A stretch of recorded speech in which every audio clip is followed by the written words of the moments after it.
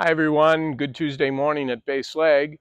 Standing in front of a Just Superstol aircraft. Yes, we actually work on things besides RVs here, so that's pretty cool. These are fun airplanes to work on. Matter of fact, I built this one in 2016, so it's nice to see it come back every year for a condition inspection. Before I go into details on this, we put up a video yesterday that was only up for a little while, but it talked about a service bulletin on a flat motor on an RV7. And some eagle-eyed noticed that perhaps that service bulletin wasn't pertinent to that flat motor. So we've taken that one down. But again, want to remind everybody about service bulletins. And probably Vans needs to redo the service bulletin there and make sure everybody understands it's not applicable to that motor. But nonetheless, one of the messages around all this is please pay attention to service bulletins, okay? We just finished an RV7 and probably less than half of them were complete over the years. If you're going to sign off that condition inspection as the aircraft safe in a condition for safe operation, you might want to pay attention to service bulletins. There's quite a few new ones out from Vans right now that are pretty serious, so please take a look at those. When it comes to the, excuse me, 912 ULS, there are some service bulletins too that you want to take care of. One are the carburetors. Excuse me.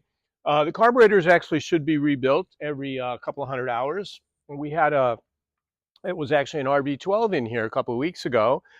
The customer was complaining that it was extremely rough, above 4,800 to 5,000 RPMs. And sure enough, we were able to reproduce it here on the ground.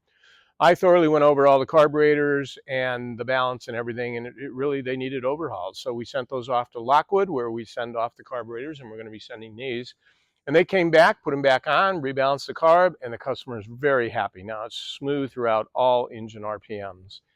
So you want to, on these 912s, the big thing are the floats. You want to make certain, and I'll show you here. You want to make certain that annually you're taking these float bowls off and weighing these floats.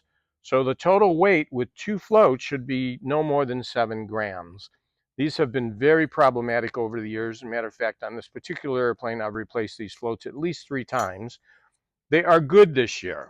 Okay, they're at 6.3 grams, both carb bowls. Remember, we've got 2 carburetors on the 912. So we've got 4 floats to measure. These are both good.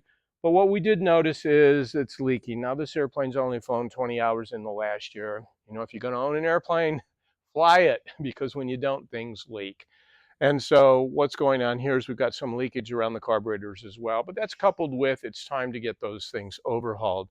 If you look here, one of the things you want to do when an airplane comes in the shop is, hey, go thoroughly over it with a magnifying glass and a light.